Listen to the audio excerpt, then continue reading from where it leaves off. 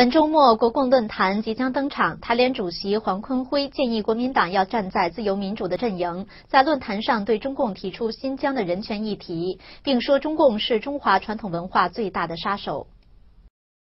本周末的国共论坛将讨论推动教育文化的交流，内容包括开放终身来台、承认中国学历、市政书检、合编中华大词典等。台联主席黄坤辉建议国民党要站在自由民主的阵营，在论坛上对中共提出新疆的人权议题，要求中国政府停止对这个维尔无主的军事的一个镇压，在这个国共论坛上提出新疆的人权问题，我想会赢得国际